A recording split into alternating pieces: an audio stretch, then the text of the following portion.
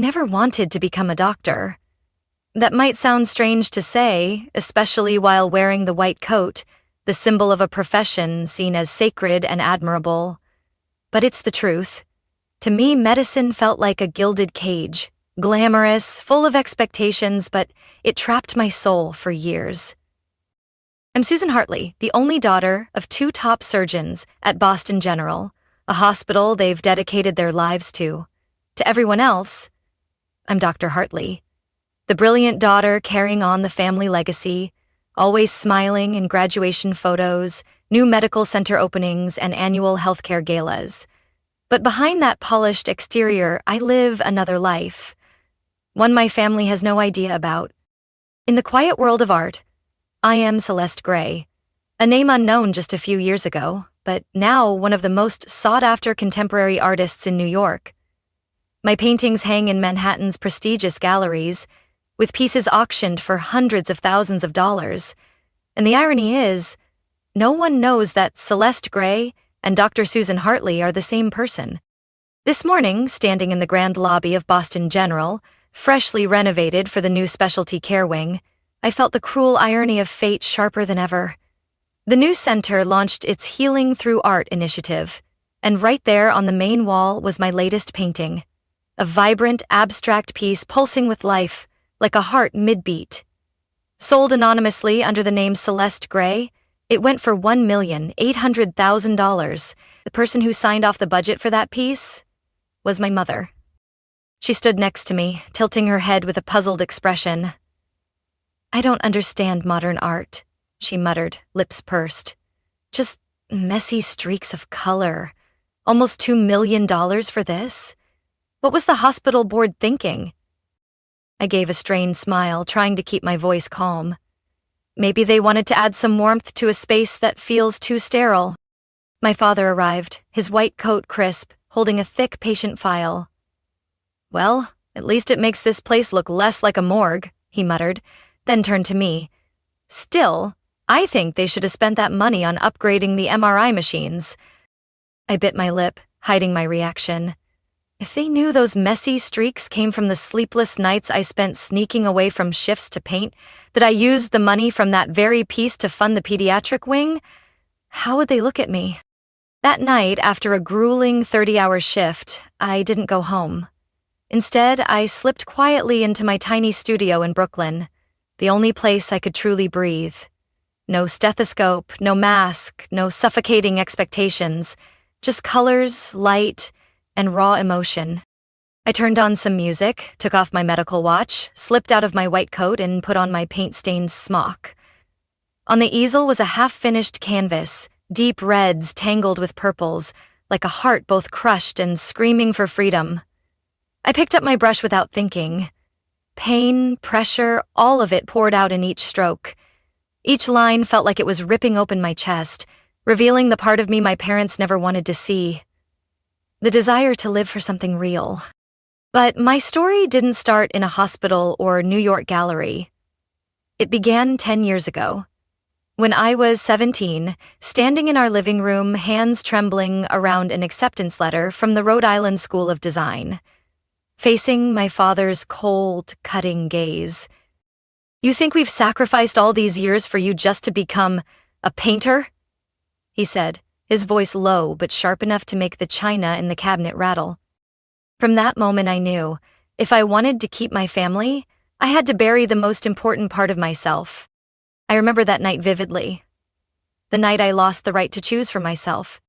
It was a late spring evening in the Boston suburbs, with the last cherry blossoms still clinging to the trees in our front yard. I had just received the email confirming my full scholarship to RISD, one of my biggest dreams. My heart pounded as I opened the message, my hands shaking with excitement. Part of me wanted to scream with joy. The other part feared what would happen once I told my parents. I walked into the living room, letter in hand. My father was reading a medical journal, my mother jotting down notes for her conference schedule in San Francisco. I stood between them, took a deep breath, and held out the letter. They gave me a full scholarship. They said they've never seen anyone with my color technique at 18. I said, my voice shaking but my eyes full of hope. My father glanced at the letter for a second, then folded it calmly. You're still going to Middleton Medical, just like we planned. This is just a teenage phase, Susan. But I'm not just drawing for fun anymore. I'm serious. They pick me from thousands. I want to study art. I want to work with people like me. People like you? My mother interrupted, her voice even and cold. You're the daughter of 2 of the top doctors in this city. You've been in pre-med for 3 years. Perfect SAT science scores, accepted to Middleton. You are not some starving artist. I don't want to be a doctor, I whispered, feeling like I had just committed a sin. My father's eyes darkened. You think being an artist is easy? Look at your cousin Mark. He studied music composition. Now he's working at a convenience store, living off handouts. That's the future you want? I clenched my fists, trying to stay calm. I'm not Mark. I have passion. I have purpose. I can't just give that up. You're not giving up anything, my mother said coldly, ending the conversation. We've invested everything into your medical future. We don't invest in delusions. From that moment, my life veered down a path I never chose. I declined the scholarship, withdrew from RISD, and enrolled at Middleton Medical, the same school my parents once attended and now taught at. People called me the next Hartley legacy, proud and full of expectations with every word. But I felt suffocated. By day, I studied anatomy, cardiology, neurology, dissected soulless models. At night, once the world went quiet, I snuck off to a small attic studio in Dorchester I paid for with my own savings. That's where I became myself again. That's where I was, Celeste Gray. I chose that name one winter night, snow falling beyond the worn glass window.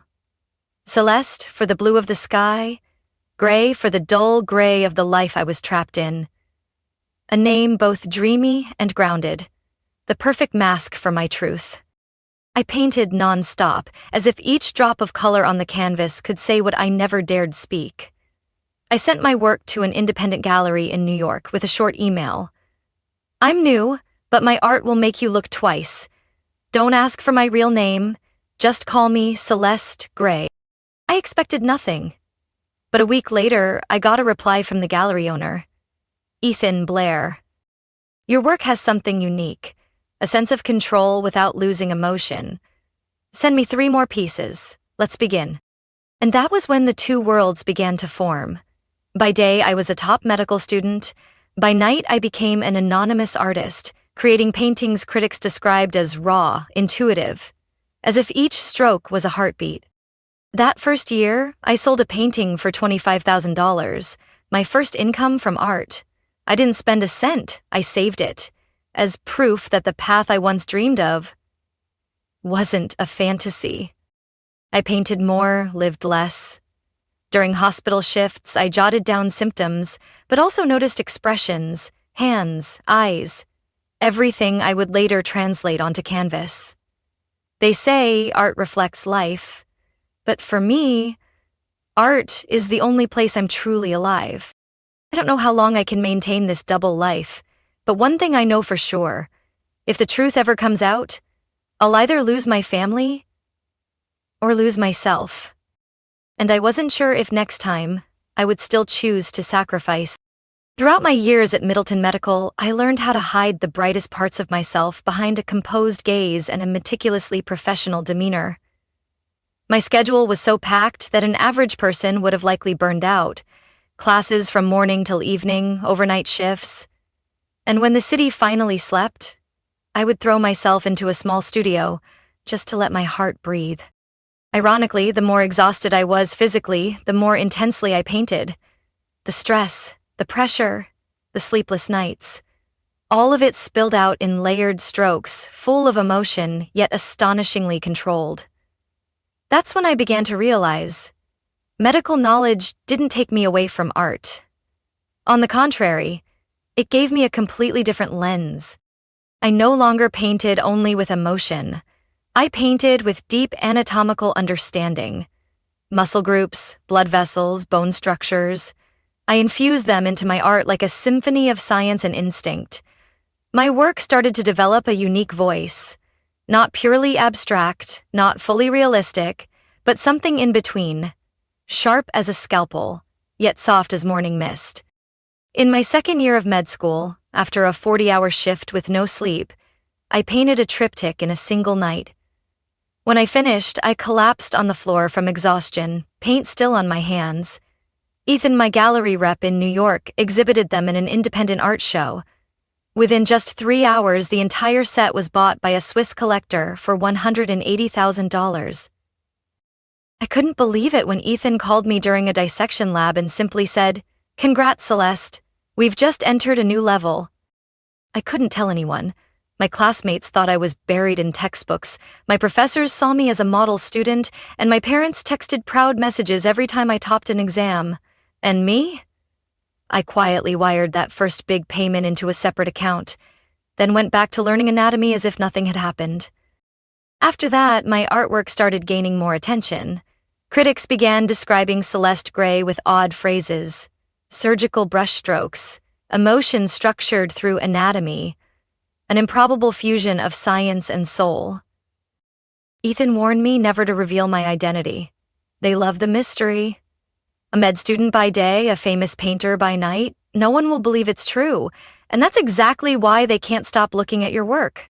I guarded that secret like a flame, one that both sustained me and could burn everything down at any moment. And so, the years passed. I studied and painted, healed and created. Sometimes I wondered how much of me was living authentically, but every time I stood in the OR or faced a blank canvas, I knew. Both of those people were me. Not split. Not fake. By my final year, I had sold over 24 pieces. One painting I made on Christmas night, while others gathered with family and I was on call in the ER, was auctioned at a Paris charity gala for a record $650,000. That painting, titled Heartbeat in the Snow, depicted a real human heart. But instead of red, I used cold blues and shimmering silvers. By graduation, I had earned over $5 million, enough to buy a small island off the coast of Maine. Something Ethan half-joked about every time we planned Celeste's next getaway. "You know," he once said while we sipped coffee at a little cafe in Soho, "Celeste Gray could disappear any time, but Susan Hartley will always exist as a doctor. That's fascinating." I just smiled. Fascinating? Maybe, but also deeply conflicting. Every time my artwork made a magazine cover, I couldn't share it with friends.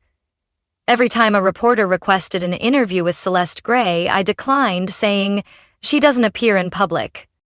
That double life felt perfectly balanced. Until the night Ethan called me near midnight, his voice buzzing with excitement and worry. "Celeste, do you know?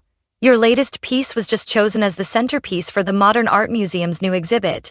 They want to hang it in the central atrium, but they're requesting the artist attend the opening." I froze. Part of me wanted to nod, step into the light, tell the world who I was. But the other part, the one that knew my parents would never forgive me, whispered, "Don't." I hadn't answered yet, but deep down I knew. My double life was approaching its greatest test. And maybe, the moment everything I'd worked so hard to hide would unravel. I had no idea it would all begin to fall apart because of one painting. Last week, Boston General, the hospital where I had just completed my residency, hosted the grand opening of its new pediatric center, a project my parents had championed for nearly a decade. It was their pride, their legacy fulfilled, and I had been invited as a standout young physician. I arrived in my white coat, composed and polished as always, masking the storm inside. What I didn't expect was the painting displayed prominently in the main lobby, my latest work, Breathing Between the Pauses, an abstract piece of chaotic interwoven color streaks anchored by a single thin golden rhythm line running across it, a symbol of perseverance amidst disorder. I had submitted it to the gallery in New York under the name Celeste Gray just a month prior. Ethan said a medical organization bought it for $2 million. I didn't ask who. And now it was here, right in front of my parents. My mother tilted her head, frowning slightly. "I don't get it," she murmured. "Modern art feels jarring. Why put this right at the entrance? It makes patients uneasy, not calm." I tried to stay composed, but my fingers tightened around my coffee cup. My father stepped up beside her, hands in his pockets, eyes as cold as ever. He looked at the painting with near disdain. "Wish they'd spent that money on better ventilators for the ICU," he muttered. $2 million for a shapeless mess.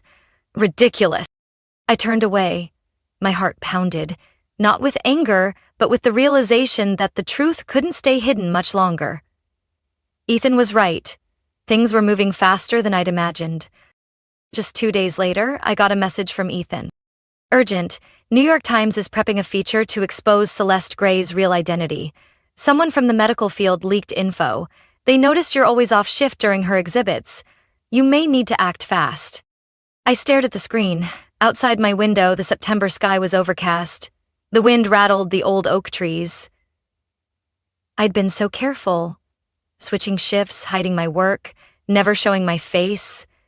But I underestimated the constant eyes in the hospital, the curiosity about the too quiet doctor. "Can we stop them?"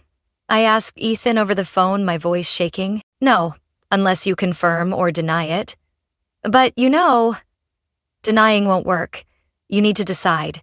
And if you want, I can arrange for Celeste Gray to make her first public appearance at MoMA's opening." I sat on a park bench near the hospital. An elderly woman passed by, holding the hand of a little girl skipping along.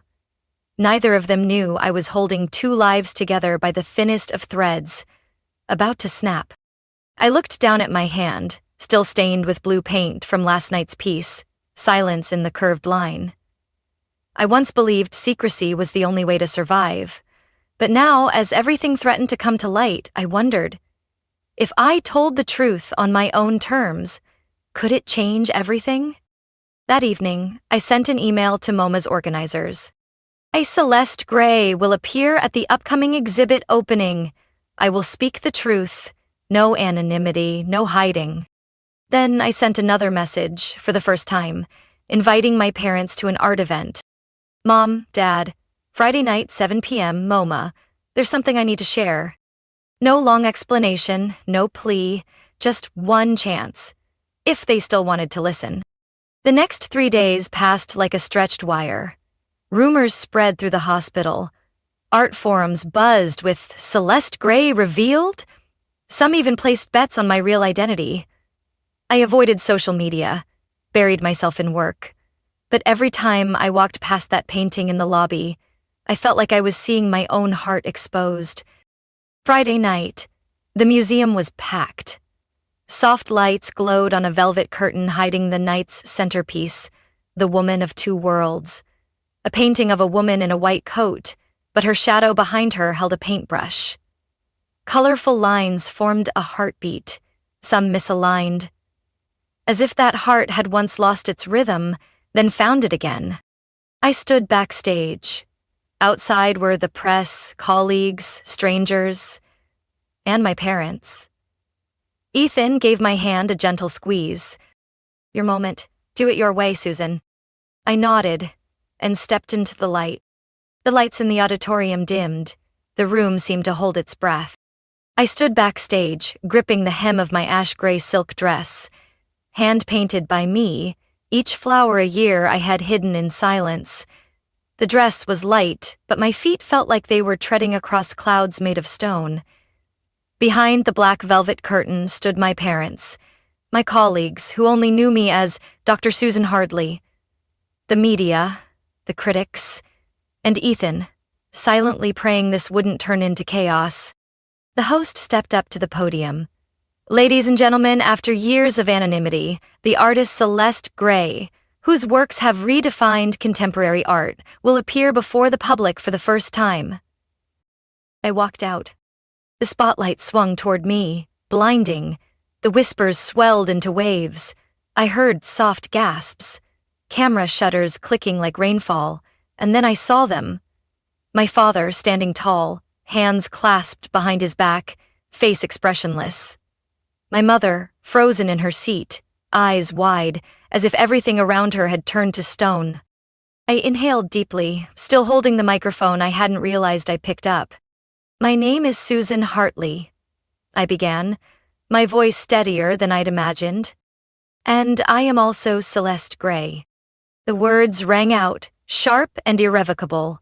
The room went silent. The pause stretched, endless. Then the cameras erupted again, this time like a storm. A reporter shouted, "Aren't you a doctor?" Another called out, "You donated $2 million to Boston General? Is that your money?" I looked straight at my parents, as if the rest of the world had faded into fog. "The painting in the main lobby of the pediatric center? The one you said made you uncomfortable, Mom? That was mine. I sold it under the name Celeste and used the money to fund the pediatric respiratory program." My mother still didn't react. Her face was pale, hands clenched around her purse. "And that wasn't the first time," I continued. "Over the past 4 years, I've quietly donated over $5 million to medical foundations, most of it for expanding the autism program here at Boston General." A soft gasp echoed from the left side of the room.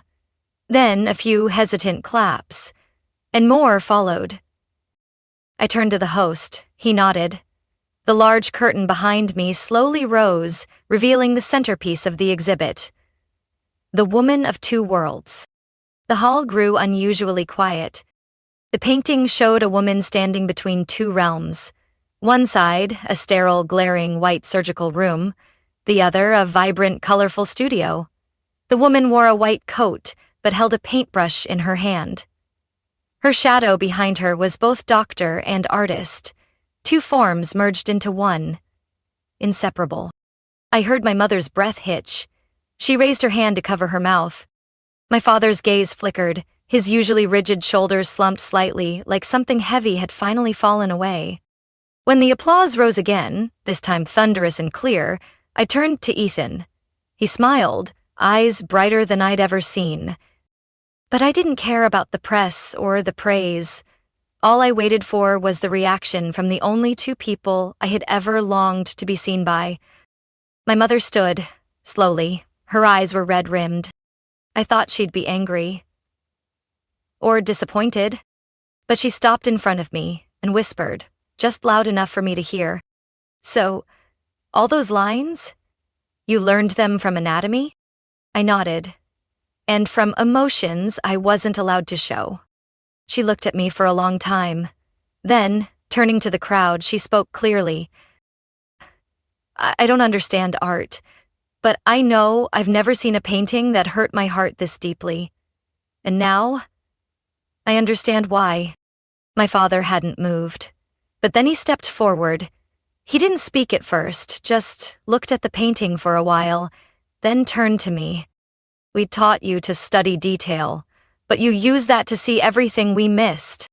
I didn't know if that was forgiveness, but I knew it was a beginning. And maybe, for the first time, they saw me not just as a doctor, not just as an artist, but as a whole, real person. After that night, my life was never the same. The next day, the news exploded with headlines. "Young doctor is also million-dollar artist. Celeste Gray is Susan Hartley, daughter of Boston's top surgeons?" At Boston General, colleagues looked at me differently. Some with admiration, some with doubt. But I was used to that. Living between two worlds had never been easy. A few days later, when I returned for my first shift since going public, something unexpected happened. I passed the main lobby of the pediatric center, where, breathing between the pauses, still hung proudly on the white stone wall. Below it, a new brass plaque had been added, engraved with a work by Dr. Susan Hartley, where art doesn't just heal hearts, but touches souls. From May 22nd, it was doomed. I stood in front of it for a long time, until my father walked up, as quiet as ever. He didn't speak right away, just stared at the painting, longer than I'd ever seen him look at anything not related to medicine. Finally he spoke, his voice low and rough. You painted a real human heart and kept its rhythm alive. That's no small feat." I turned to him, stunned. My father, who had always seen art as unrealistic, was now praising the feeling in my painting. He continued, more slowly. "I taught you to read the body's map, but you painted a map of emotions I never understood, and maybe I never wanted to." For the first time, I saw his eyes soften, as if every expectation, every pressure he had unknowingly placed on me, was starting to lift. I didn't know what to say, just that something heavy inside me had finally been let go. That day, during a hospital board meeting, my father, the most respected voice in the room, stood up during a debate about whether the painting in the lobby should be auctioned off for a hospital fundraiser. "No," he said firmly, "we keep it, not just for its artistic value, but for its human value. It's a reminder that when we stop forcing people to choose one path, they can create something none of us ever imagined." After the meeting, he even proposed adding the painting to a new training module on art-based communication in medicine, an initiative I had never imagined could exist at Boston General. As for my mother, she visited my studio for the first time one rainy afternoon. She didn't bring flowers or gifts, just a clear umbrella and a small box of homemade apple pie. She stood by the shelf of canvases, gently touched an unfinished piece, then said, "Do you remember how I used to scold you for drawing on the walls? I scrubbed them all clean, but now I wish I had saved one." I froze. Her voice wasn't trembling nor soft, it was simply honest, a truth long overdue but no longer hidden. "I don't understand this world," she said, glancing over the scattered palettes. "But I'm learning. I just signed up for a beginner's painting class at the community center." I laughed, not because it was funny, but because I felt an impossible weight lift. For a moment, I felt like a child again, finally allowed to draw on the walls without getting scolded. Since then, things haven't been perfect. I'm still a doctor, still have exhausting days and sleepless shifts, but I also paint more, publicly. And for the first time in my life, I'm no longer hiding who I am. The hospital opened a small gallery for artwork created by medical staff, with me as its curator. Doctors who once dismissed abstract art now try to express their emotions after tough ER nights. What moves me most is that every morning, after finishing his night shift, my father stops in front of The Woman of Two Worlds hanging in the staff lounge. Not to analyze the composition, but just to stand there, as if he's quietly speaking to his daughter, not the doctor, not the artist, but simply me. And I finally learned how to forgive, not because they fully understood me, but because they were trying. And sometimes, trying to see each other with new eyes is the truest way to love. Within just a few weeks after the MoMA exhibition, everything changed so quickly I could barely catch my breath. My name, both names, appeared across every headline, from prestigious art magazines to top medical journals. Celeste Gray is Susan Hartley, the doctor who paints emotion's pulse, when anatomy meets art, and the story of a heart that refused to be split. Not just the art world, but the medical community started speaking up too. Medical schools in California, Illinois, and even Harvard Medical invited me to speak at conferences on the topic of bridging emotion and expertise. A concept once seen as vague now sparked passionate conversations everywhere. Boston General officially launched the art therapy program for inpatients and medical staff, with me as the director. What started as a small experiment soon drew in hundreds of participants. Painting sessions after shifts became a space where doctors, nurses, and techs could release exhaustion through color and form, not charts and diagnoses. One day, I saw Dr. Michael Simmons, the former chief of internal medicine, known for his strictness, quietly blending oil pastels beside a terminal cancer patient. No words were spoken, but I knew something had changed. Not in my position, but in how people had begun to understand what healing truly meant. My Brooklyn studio, once my hiding place, became an open space for weekend classes, where I taught young patients how to express their inner world through brushes. The first painting hung on the classroom wall was by a 7-year-old girl. Her heart wasn't red, but purple, surrounded by tiny golden dots. She called it a heart that shines in the dark. I can't count how many times I've choked up looking at things like that. Because to me, that is the purest form of art. Not fame, not auctions, just honesty. From someone who once lived a double life, I now live one life, fully. Every morning, I walk into the hospital carrying my worn leather bag, with both a stethoscope and a sketchbook inside. My white coat now bears a new name tag, Dr. Susan Hartley/Celeste Gray. There's nothing left to hide. Breathing between the pauses is now protected by UV glass, proudly displayed in the hospital's main lobby. Below it is a small brass plaque engraved in 2 fonts, one formal, one graceful. Dr. Susan Hartley, Celeste Gray. Where medicine and art meet, where the heart doesn't just beat, but feels. Every time I walk past it, I see patients stop to read. Some smile, some touch the glass, some turn to their children and say, "She's mommy's doctor." And every time, I know stepping into the light that night was the best decision I ever made. One early autumn afternoon, I was invited back to Middleton Medical School, the place where I once buried my true self for years, to give a speech at the opening ceremony. I stood at the podium, looking out at hundreds of students, most just 18 or 19, full of hope, but also confusion, just like I once was. "I used to think success only came when you wore the white coat," I said, my voice echoing through the hall. "But now I understand. True success comes when you no longer have to choose between the different parts of yourself." The room went silent. Then, long applause erupted. Not because I was a doctor, not exactly because I was an artist, but because I was someone who dared to live honestly. After the ceremony, a young female student approached me hesitantly. "Do you think it's possible to study medicine and still write poetry?" she asked. I didn't answer right away. I looked at her and remembered myself 10 years ago, holding an acceptance letter to art school, voice trembling under my parents' cold stares. "Not only is it possible," I smiled, "sometimes it's the very thing that makes you a great doctor." That night, when I got home, I opened the door to my studio. A fresh canvas waited on the easel, bathed in soft yellow light. I placed my hand on a brush and began to paint. Not as Celeste Gray, not as a hidden persona, but as me, Susan Hartley, someone who no longer feared living in full color.